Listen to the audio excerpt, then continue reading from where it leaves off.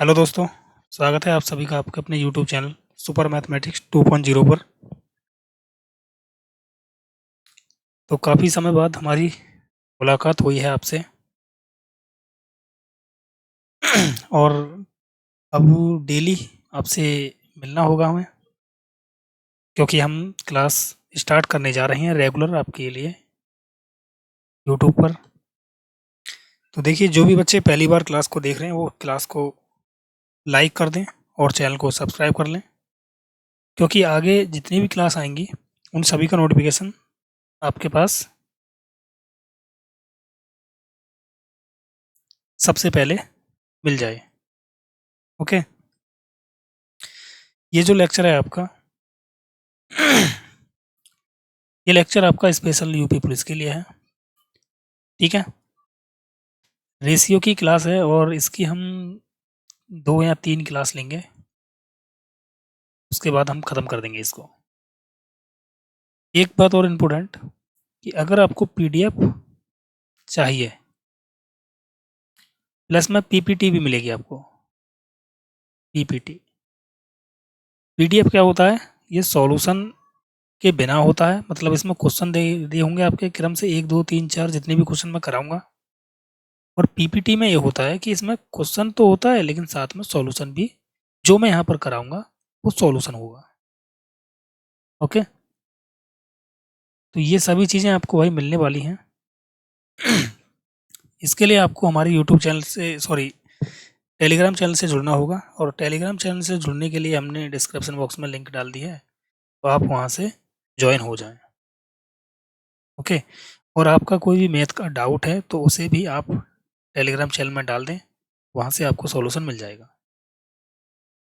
तो चलिए स्टार्ट करते हैं। अनुपात समानुपात का पहला लेक्चर है और इसमें आज हम समझेंगे बेसिक क्या चीज़ है। देखिए भाई, अनुपात अनुपात का मतलब क्या होता है? भाग होता है इसका मतलब। और भाग का हम साइन कैसे लगाते हैं? इस तरह से।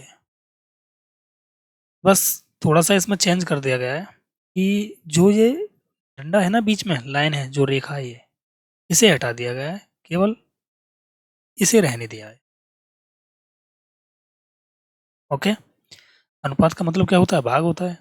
जैसे मैं आपसे कहूँ ए डिवाइड बी, तो आप कहोगे कि ए बटे बी हो जाएगा ये। उसी प्रकार अगर मैं आपसे कहूँ कि ए अनुपात बी, तो इसका मतलब भी क्या होता है? ए बटे बी होता है। ओके, अनुपात का मतलब समझ में आया? अगला होता है समानुपात। समानुपात समानुपात का मतलब क्या होता है? इसका मतलब होता है बराबर। और इस बराबर को ही चेंज कर दिया है, 4 बिंदु बना दिए इस तरह से। इस चिन्ह को हम बोल देते हैं समानुपात। जैसे मैं कहूँ आपसे ए समानुपात बी, इसका मतलब होता है कि ए बराबर बी। ओके, इसका मतलब ए बराबर बी। अब इन दोनों के कॉम्बिनेशन से ही सवाल बनते हैं। अनुपात और समानुपात के कॉम्बिनेशन से, मतलब इन दोनों को मिलाकर सवाल बनते हैं। सवाल कैसे बनते हैं देखो, जैसे स्लाइड ले ले रहा हूँ मैं आपको एक एक सेकंड वेट करना।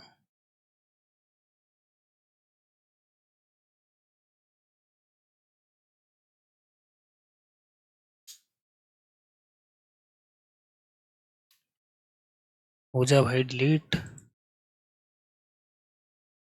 हो जाएगा ये डिलीट। ये हो गया। देखो, जैसे क्वेश्चन आया कि 2:3 समानुपात 4:x, तो हमें ध्यान रखना कि सबसे पहले मैं इसका बेसिक ये है कि ए अनुपात बी समानुपात सी अनुपात डी। ये 4 नंबर दिए हैं यहाँ पर, इन चारों में से 3 नंबर देगा या 2 नंबर देगा। या तो 3 देगा या 2 देगा, या फिर कितना देगा, 3 और 2 ही देता है यार, ठीक है, वो नहीं देगा, 3 और 2 ही देता है। 3 और 2 देगा तो आपसे, जैसे मान लो 3 दे दिया तो चौथा पूछेगा, 2 दे दिया तो आपसे पूछ लेगा क्या, तीसरा अनुपात। देखिए इसको कैसे करते हैं, तो इसका मतलब होता है, मैंने बताया कि ए बटे बी भाग भाग होता है, समानुपात का मतलब बराबर सी बटे डी, क्रॉस मल्टीप्लाई करेंगे तो ए गुणा डी बराबर सी गुणा बी। तो यहाँ से आपने एक चीज़ देखी कि ए गुणा बी, ए गुणा डी सॉरी, और सी गुणा बी। तो यहाँ से आपने एक चीज़ ये नोटिस की कि बाहर वाले की तो बाहर गुणा कर रहा है और अंदर वाले की अंदर गुणा कर रहा है, ठीक है, बाहर वाले की बाहर गुणा और अंदर वाले की अंदर गुणा, ये चीज़ आपको समझनी है। अब यही लॉजिक देखो, यहाँ पर देखो, बाहर वाले की बाहर गुणा, अंदर वाले की अंदर गुणा, तो ये कितना हो गया, 2x बराबर 12। तो x बराबर कितना आ गया, 12/2, 2 से काटा इसे 6 बार, तो आंसर कितना आ गया, 6 आ गया, ठीक है। यही चीज़ आपको समझनी है केवल। तो चलिए मैं सभी चीज़ें आपको क्वेश्चन में बताता हुआ चलूँगा, ये इसका बेसिक है यार, और भी बहुत सारी चीज़ें हैं तो उनको मैं तभी बताऊँगा, ठीक है।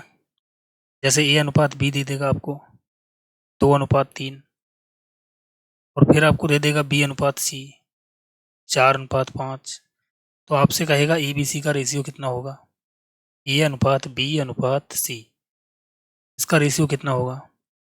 तो आपको कुछ नहीं करना, सीधा सा एक काम करना है, मैं एक तरीका बता दे रहा हूँ कि इस तरह से सीधे गुणा करना। आप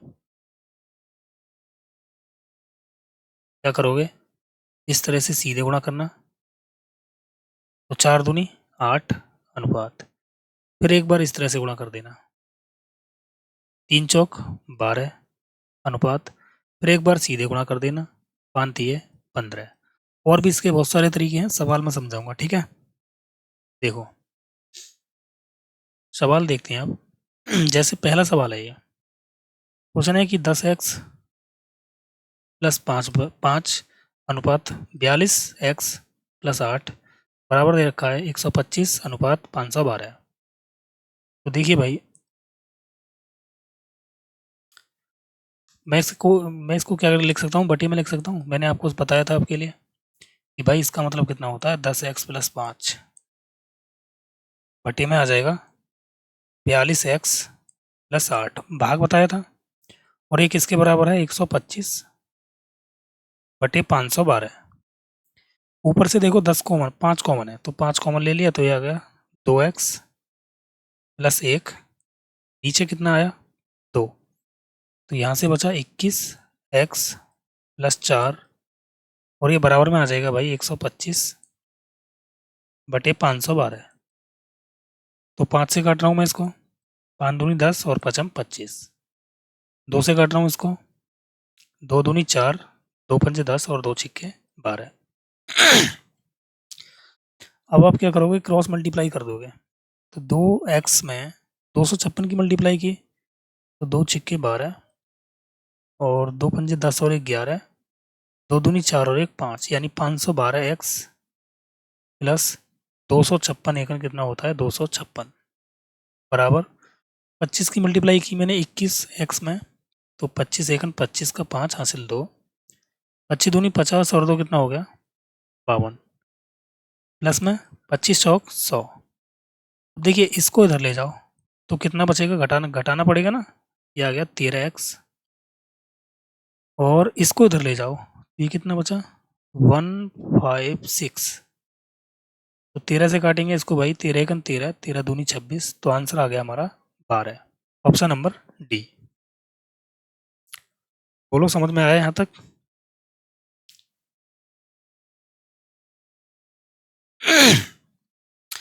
अगला सवाल देखते हैं। जैसे अब ये आ गया, त्रिगुण अनुपात का मतलब क्या होता है, त्रिगुण अनुपात का मतलब क्या होता है।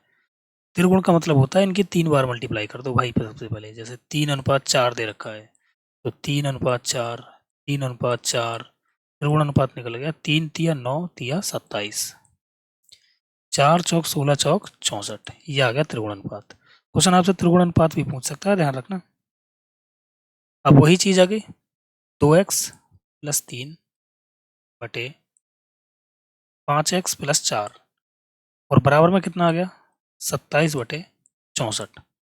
क्रॉस मल्टीप्लाई करेंगे तो 64 दूनी होता है 128 x प्लस अब 3 की मल्टीप्लाई 64 में तो 3 चौक 12, 3 छिंग 18 और 1 19 इक्वल 27 पंजे कितना होता है भाई 135 x प्लस में 27 चौक कितना होता है 108। ओके, अब देखो भाई 128 को इधर ले जाएंगे तो 135 में से 128 घटाया तो बच गया 7x और इसको इधर लेकर जा रहे हैं हम तो ये कितना बचा भाई 12 में से 8 गया तो 4 और ये बच गया 84। तो 7 से काट रहा हूँ मैं इसको, 7 एकन 7, 7 दूनी 14, मतलब x की जो वैल्यू है वो क्या आ गई 12। लेकिन क्वेश्चन ने कहा है कि x + 1 अनुपात 3x + 1 इसकी वैल्यू चाहिए हमें तो भाई। तो x की जगह 12 ऐड करेंगे, 12 + 1 अनुपात 3 × 12 + 1, तो 12 और 1 कितना हो गया 13 और 3 × 12 36 हो गया, 36 में 1 ऐड किया 37, तो आंसर कितना मिल गया हमारा 13:37, ऑप्शन डी। ओके जैसा मैं यहाँ पर पढ़ा रहा हूँ ऐसा का ऐसा ही सेम आपको पीडीएफ में भी मिलेगा, जो जो मैंने यहाँ पर लिखा है। ओके, नेक्स्ट सवाल देखते हैं। अब जैसे अभी तीसरा अनुपात पूछ लिया तो मैंने आपसे कहा था कि एक तो ए अनुपात बी समानुपात सी अनुपात डी होता है। 4 संख्या होंगी तब जाके हम अनुपात समानुपात को खत्म कर पाएंगे। मैंने आपसे ये कहा था कि भाई कभी कभी तो ये 2 संख्या देगा और कभी ये 3 देगा। अगर 2 देगा तो ये तीसरा अनुपात पूछेगा और 3 देगा तो ये चौथा अनुपात पूछेगा, यही कहा था। अब इसने क्या किया है कि इसने 3 और 5 दे दिया, 2 संख्या दे दी। अब इसने तीसरा अनुपात पूछा है x, हमें ये निकालना है। तो इस बीच वाले नंबर को हम क्या करेंगे, इसी को हम 2 बार लिख देंगे। एक बार तो 3 के साथ में 3:5 और एक बार लिख देंगे हम x के साथ में, बस। अब वही चीज बाहर वाले की बाहर गुणा अंदर वाले की अंदर गुणा, तो ये कितना आ गया 3x बराबर 5 × 5 25 हो गया। तो x बराबर कितना आ गया 25/3, ये हमारा आंसर हो जाएगा। ओके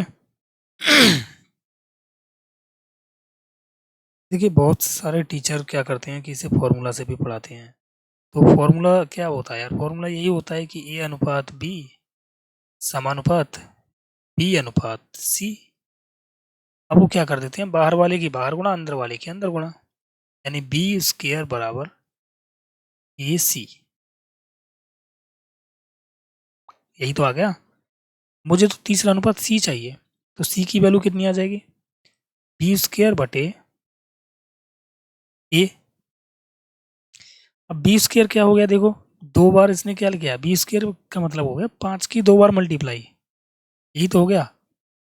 और a कितना है पहला, तो मैं इसे ऐसे भी कर सकता हूँ 3,5 और 5 को एक बार और लिख लूँ तो 5 25/3, ये आ गया हमारा तीसरा अनुपात।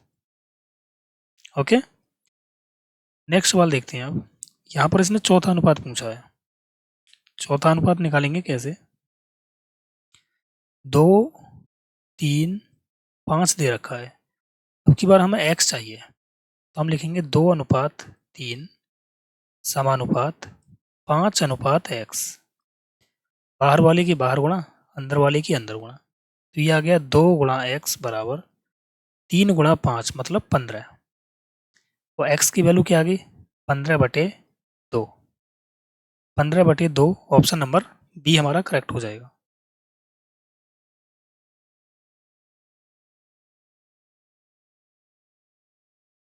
ठीक है ना? थोड़ा सा समझना अब यहाँ पर, पिछले वाले सवाल में इसने क्या किया था कि संख्या दे रखी थी 3 और 5, 3 और 5, और इसने तीसरा अनुपात पूछा था। इसमें क्या दे रखा है, 2, 3 और 5 दे रखा है। ध्यान रखना, तीसरा अनुपात पूछे चाहे वो चौथा अनुपात पूछे, हमें 3 संख्या तो चाहिए ही चाहिए। तो यहाँ पर तो 3 संख्या नहीं है, तो यहाँ पर मैंने 5 लिख लिया था, और मैंने डायरेक्ट आपको बताया था 5 गुणा 5 25, और पहली संख्या से भाग कर देंगे, ये आ जाएगा आपका तीसरा अनुपात। तो यहाँ पर भी भाई सेम प्रोसेस कर देना, 3 गुणा 5 15, और 15/2, ये आ गया आपका चौथा अनुपात। बोलो, सिंपल। नेक्स्ट सवाल, फ्रिज और टीवी की कीमत का अनुपात दे रखा है इसने 5:3। फ्रिज और टीवी 5:3 दे रखा है। उसने कहा है कि यदि फ्रिज की कीमत टीवी से 5500 रुपये अधिक है, तो आप मुझे ये बताओ कि यहाँ पर फ्रिज की कीमत कितनी ज़्यादा है, 3, लेकिन क्वेश्चन कह रहा है कि भाई वो 5500 ज़्यादा है। इसका मतलब 1 यूनिट की वैल्यू, सॉरी यहाँ पर ये 2 है यार, 2 है ये। तो 1 यूनिट की वैल्यू क्या आ गई, 2 दूनी 4, 2 सत्ते 14 और 2 पंजे 10, 2750। सवाल ने बोला है कि फ्रिज की कीमत क्या है, तो फ्रिज की कीमत कितनी है यहाँ पर 5, तो 5 की वैल्यू चाहिए हमें, तो 5 से मल्टीप्लाई कर देंगे इसमें, तो 0 पचम 25, 2 बचा, और 5 सत्ते 35 और 2 कितना हो गया 37, 3 बचा, 5 दूनी 10 और 3 13, यानी ये हो गया 13,750। ऑप्शन नंबर सी हमारा करेक्ट होगा। ओके,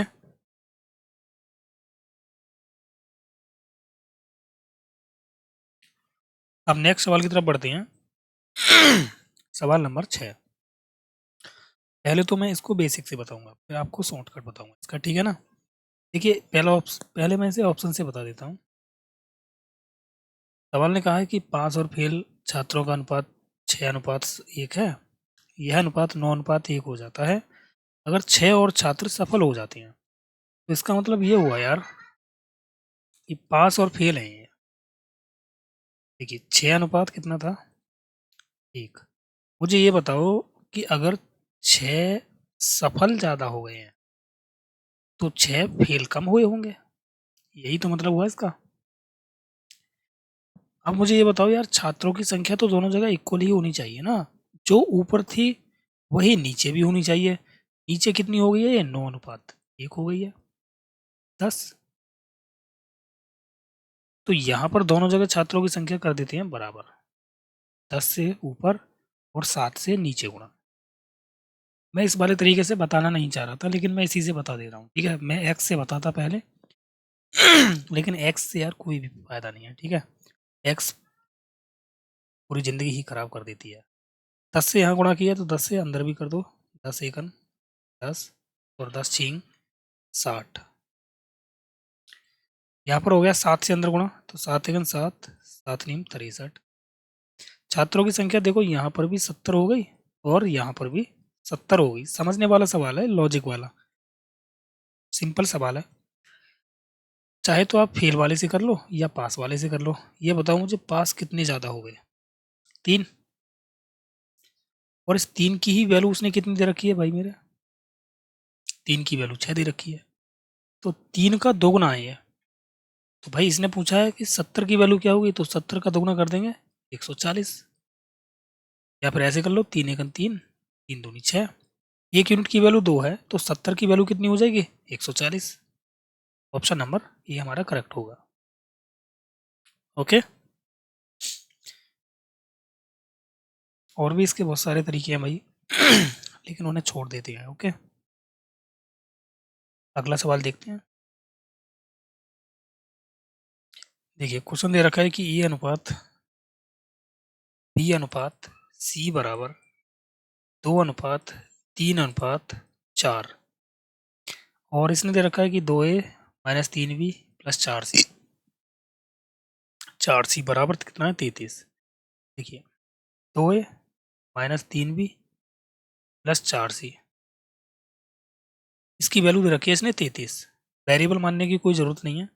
यहीं पर देखो 2 गुणा ए की वैल्यू क्या है 2 माइनस 3 गुणा बी की वैल्यू कितनी है 3 प्लस 4 गुणा सी की वैल्यू क्या है 4, इसकी वैल्यू क्या है 33। ए की वैल्यू क्या है 2, बी की वैल्यू 3, सी की वैल्यू 4। ये हो गया 2 दूनी 4 माइनस 9 प्लस 16, ये 33 के बराबर है। तो यहाँ पर कितना बचा भाई 7 4 11, यानी 11 यूनिट की वैल्यू कितनी है 33। तो 1 यूनिट की वैल्यू क्या आ गई 3।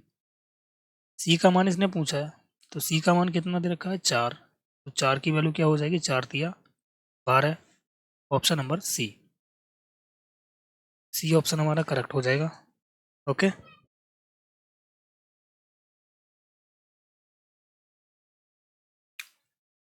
देखिए नेक्स्ट सवाल। ये वही सवाल आ गया जो मैं आपको स्टार्टिंग में बता रहा था कि ए अनुपात बी दे देगा 3 अनुपात 4 और बी अनुपात सी दे देगा 6 अनुपात 5।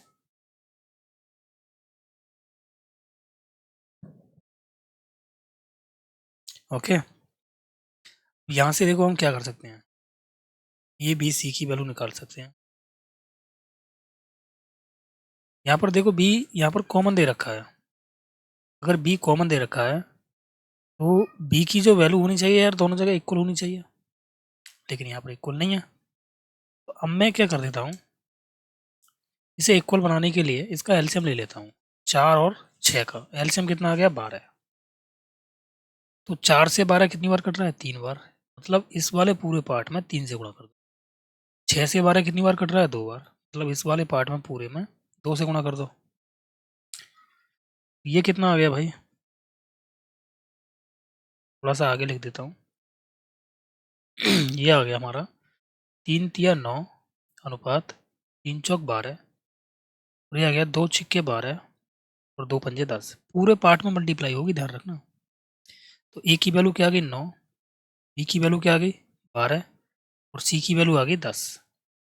उसने अब ये कहा है कि ए अनुपात ए प्लस सी, ए की वैल्यू कितनी है 9 और ए प्लस सी यानी 9 प्लस 10।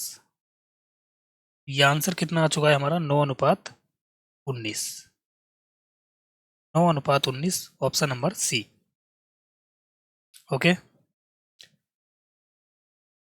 आगे सवाल की तरफ चलती हैं भाई, ये बनाकर देखो सभी क्या होगा इसका राइट आंसर।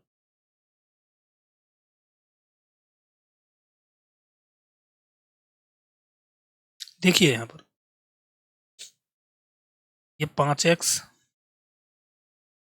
प्लस 3y अनुपात 5x माइनस 3y बराबर दे रखा है 3 अनुपात 1। ये तो यही वाला हो गया, ए अनुपात बी, समानुपात का मतलब मैंने बराबर बताया था, सी अनुपात डी, बाहर वाले की बाहर गुणा अंदर वाले की अंदर गुणा, कर देते हैं इसको। देखो बाहर वाले की हम बाहर गुणा कर देंगे और अंदर वाले की अंदर गुणा, ये कितना हो गया 5x प्लस 3y बराबर अंदर वाले की अंदर गुणा, यानी 3 पंजे 15x माइनस 9y। x को x की तरफ ले जाएंगे तो कितना बचेगा 10x, y को y की तरफ ले जाएंगे तो 12y, 2 पंजे 10 हो गया और 2 छिक्के हो गया 12। तो x बटे बाई कितना आ चुका है 6/5। लेकिन सवाल ने कहा है कि भाई एक्स स्क्र और वाई स्क्र की वैल्यू चाहिए, तो एक्स स्क्र और वाई स्क्र की वैल्यू स्क्र लगा दो यहीं पर, कितना आ गया 6 का वर्ग 36 और 5 का वर्ग 25, यानी 36 अनुपात 25, ऑप्शन नंबर सी। ओके,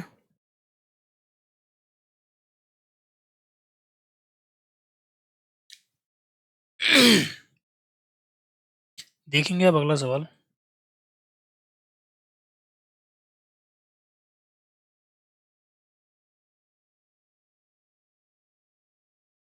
समझ में आ चुका है आपको? देखिए 10वां सवाल है, 7436 को 13:31 के अनुपात में बांटा जाता है, तो छोटे भाग का मान क्या होगा? 13:31 में बांटा जा रहा है, तो कुल मिला के योगफल कितना हो रहा है इनका? 44। और इस 44 की ही वैल्यू कितनी दे रखी है उसने? 7400।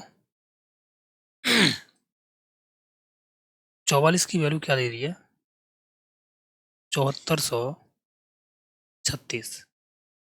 तो 11 से काट दूं या फिर 4 से काट दूं? पहले 4 से 11 बार कट गया, 4 से 18 चौक 72 होता है, ओके, और 4 पंजे 20 और 4 नीम 36। 11 से काटेंगे इसको भाई, तो 11 एकन 11, 7 बचा, 11 छिक्के 66 और 11 नब्बे 99, यानी 169 बार कट गया ये 11 से। तो इसने बोला है छोटे भाग का मान कितना है। छोटा भाग कितना है? 13। तो 13 की वैल्यू कितनी हो जाएगी? 13 का मल्टीप्लाई कर देंगे इसमें। 169 गुणा 13 कितना आ चुका है हमारा आंसर? 13 निम्मा 117, 11 बचा हासिल, 13 छिंग 78, 78 और 11 हो गया 8 और 1 9, ठीक है। 13 एकम 13, 13 और 8 कितना होता है? 21, 2197। Option number B. ये यार देखो 13 का घन है 2197, भाई हमें पता है कि 169 क्या है? 13 का वर्ग है, और हमें चाहिए भाई 1 यूनिट की वैल्यू है ना ये, तो 13 की वैल्यू क्या हो जाएगी? 13 गुणा 13, 13, 13 का घन बन गया ना, ये कितना होता है? 2197। घन और वर्ग याद कर लेना भाई सभी। नेक्स्ट सवाल पर चलते हैं अब। क्वेश्चन है कि 12 अनुपात x समानुपात का मतलब बराबर होता है 3:22। इसने बोला x अनुपात y कितना होगा? ये अनुपात है, तो बाहर वाले की बाहर गुणा, अंदर वाले की अंदर गुणा, कितना हो गया? 12y बराबर 3x, 3 एकम 3 हो गया और 3 चौक 12, तो x बटे बाई कितना आ जाएगा? x की वैल्यू कितनी है? 4, बाई की वैल्यू कितनी है? 1, आमने सामने वाली होती है। ये हो गया 4:1। ऑप्शन नंबर सी। ओके, अगला सवाल देखेंगे। क्वेश्चन दे रखा है कि x अनुपात 9 समानुपात y अनुपात 9, तो x इंटू वाई का मान कितना होगा? तो बाहर वाले की बाहर गुणा, अंदर वाले के अंदर गुणा, तो x इंटू वाई कितना आ गया? 9 गुणा 7 यानी 63। ओके, देखो x अनुपात 9 समानुपात का मतलब बराबर होता है 7:22।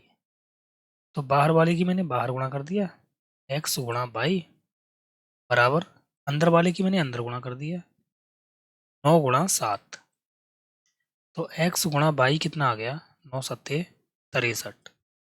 ओके, अगला सवाल। 2197 मीटर लंबी रस्सी को 6:7 के अनुपात में काटा जाता है, दोनों टुकड़ों की लंबाई में अंतर कितना होगा? 6:7 के अनुपात में काटा जा रहा है भाई ये,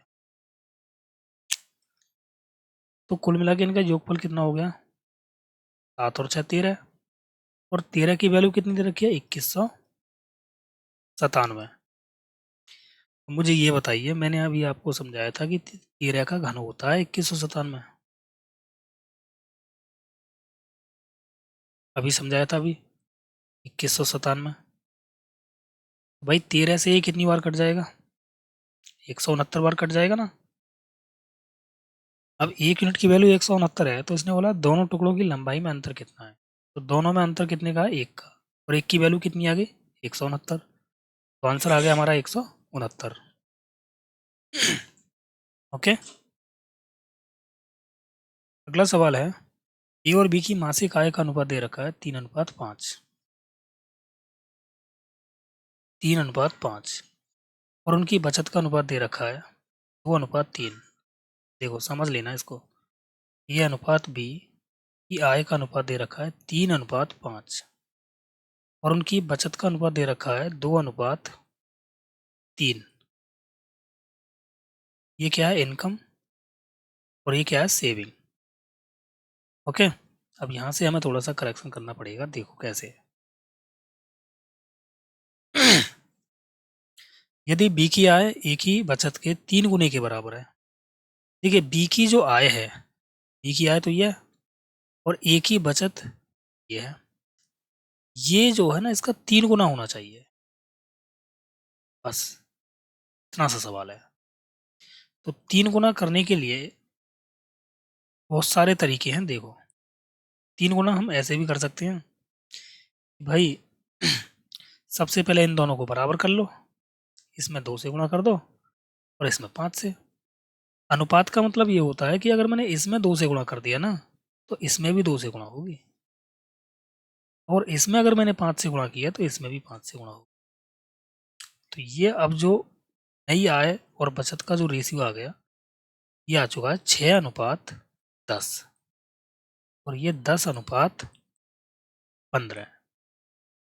अब देखो सवाल, अब इसने बोला था कि बी की आय ए की बचत के 3 गुने के बराबर है। ए की बचत तो ये है, और इसका ये 3 गुना होना चाहिए। 3 गुने का मतलब ये 30 होना चाहिए। आया समझ में? तो अब हम 30 बना सकते हैं इसको आसानी से। देखो 3 से मल्टीप्लाई करनी है बस, तो 3 से मल्टीप्लाई करेंगे हम इसमें पूरे में, ये हो जाएगा 3×6 = 18 और 3×30। अब देखो क्या पूछा है इसने, ए और बी के कुल खर्च का अनुपात कितना है। भाई आय 18 है, बचत 10 है, तो खर्च कितना हो गया? 8। आय यहाँ पर 30 है, बचत है 15, तो खर्च कितना कर दिया? 15। 8:15। Option number B. ओके, अब हम इसे देखो दूसरे तरीके से कैसे कर सकते हैं। अगर आप इसे नहीं चाहते हो कि भाई मुझे बराबर नहीं करना है, 3:5 और ये 2:3, मुझे तो क्या करना है, ये 3 गुना ही बनाना है डायरेक्ट। तो ये 3 गुना कैसे बनेगा? तो 3 गुने का मतलब ये होता है 2 का 3 गुना कितना होगा? सबसे पहले आपको ये जानना है। 2 का 3 गुना होता है 6, मतलब हमें ये 6 बनाना है। तो अब मुझे एक बात बताओ, अगर मुझे ये 6 बनाना है तो क्या मैं इसे ऐसे कर सकता हूँ भाई? 5 तो मुझे काटना है ना यहाँ से। अब मुझे यहाँ से, मेरा मकसद ये है कि सिर्फ यहाँ से 5 को हटाना है। तो क्या मैं ऐसे कर सकता हूँ, 6/5 से गुणा कर दूँ, तो यहाँ पर भी 6/5 से गुणा हो जाएगी। बोलो, अब तो हो गया ना सॉल्व। देखो अब ये जो अनुपात आ गया 6×18, 18/5,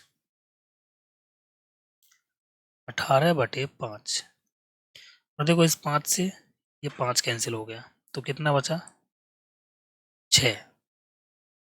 इस 5 को यहाँ से हटा दें, हटाएंगे तो 5 की मल्टीप्लाई इसमें हो जाएगी, तो 5×6 = 30, या फिर हटाओ मत वरना तुम कंफ्यूज हो जाओगे। एक काम कर दो, 18 में है ना 5 से भाग कर दो।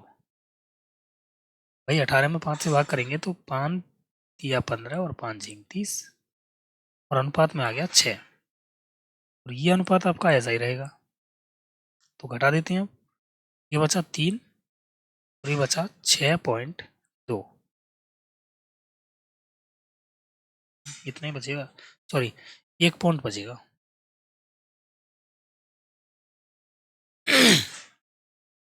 एक पॉइंट हटाएंगे, 0 लग जाएगी। कैलकुलेशन कर लेंगे, 2×8 = 16 और 2 से ये 15 बार। ओके, नेक्स्ट सवाल आज की क्लास का, भाई हम इसको लास्ट सवाल करते हैं, आगे के सवाल हम कल कराएंगे, ठीक है। नेक्स्ट क्लास में रेगुलर आपकी क्लास चलेगी। पीडीएफ और पीपीटी पाने के लिए टेलीग्राम चैनल को ज्वाइन कर लें, वहाँ से आप प्रैक्टिस कर सकती हैं सभी क्वेश्चनों की। देखिए, राजू पिज़्ज़ा का 3/8 भाग खाता है। बहुत ही सिंपल सवाल है ये। राजू क्या करता है, पिज़्ज़ा का 3/8 भाग खा लेता है। और एडम पिज़्ज़ा का 3/10 भाग खा लेता है। फिर रेनू बचे हुए पिज़्ज़ा का 4/7 भाग खाती है। रेनू 4/7 भाग खाती है। तो अब मुझे ये बताओ, इन दोनों ने कितना खा लिया पहले? 3/8 प्लस 3/10 बराबर एलसीएम ले लेंगे इसका 40। तो 10 दिया 30, सॉरी 8 से 5 बार कट रहा है, तो 5 गुणा 3 15, 10 से ये 4 बार, 4 दिया 12, यानी 12 प्लस 15 कितना हो गया? 27। ओके, इसका मतलब राजू और एडम ने 27/43 भाग खा लिया है पिज़्ज़ा का। 40 में से 27 भाग खा लिया, तो बचा कितना? 13। 13/40 बचा। अब इसने बोला है कि रेनू ने 7 में से 4 हिस्सा खा लिया, तो बचा कितना होगा फिर? 3/7। और ये 3/7 भाग जो है ना, ये इसका बचा होगा। तो अब इसने बोला है अभी भी पिज़्ज़ा का कितना शेष बचा है। तो कितना बच गया भाई? 13 तिया 39/7 यानी 280। 39/280 ये पिज़्ज़ा का शेष भाग बचा है। ठीक है। अगर ऐसे समझ में नहीं आया तो आप इसे ऐसे देख लो कि आप यहाँ पर हो सकता है कि कंफ्यूज हो रहे हो इस वाली लाइन पे। आप क्या काम करो कि अगर उन्होंने इतना खा लिया, तो उनके पास से बचा कितना? ये वाला। और अगर ये वाला बच गया, तो इसका 4/7 भाग रेनू ने खाया है, तो रेनू ने कितना खा लिया होगा? 4/7 निकाल दो। ये कितना आ गया भाई? 13 चौक 52 बटे 7 चौक 28 यानी 280। मिस्टेक हो गया क्या कहीं पर?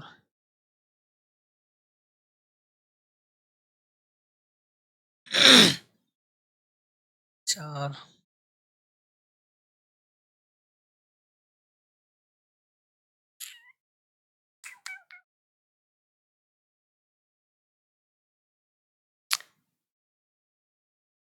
अरे यार, फिर तो हमें वो माइनस करना पड़ेगा भाई। ठीक है, ऐसे मत करो वरना हमें और ज़्यादा परेशानी आ जाएगी। आप ऐसे ही समझो, अगर इसने 4 में से 3 खा लिया है, 7 में से 4 खा लिया है, तो बचा कितना है? 3। और 3/7 भाग ये बचा है इसका। तो ये 13 तिया 39/7 280।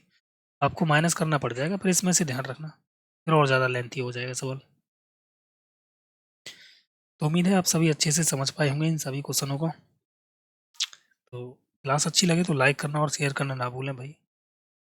और जो भी बच्चे क्लास से पहली बार जुड़े हैं, क्लास को पहली बार देख रहे हैं, वो क्लास चैनल को लाइक कर दें, सब्सक्राइब कर लें और बेल आइकन को दबा दें, क्योंकि अगली क्लास का नोटिफिकेशन आपको जल्दी से जल्दी मिल जाए। क्लास आपकी रेगुलर चलती रहेगी अब। ओके, ऐसा नहीं है कि आज चलाया कल नहीं चलाया, 2 दिन चलाया 4 दिन नहीं चलाया, रेगुलर आपको क्लास मिलेगी। ये क्लास आपकी यूपी पुलिस के लिए है।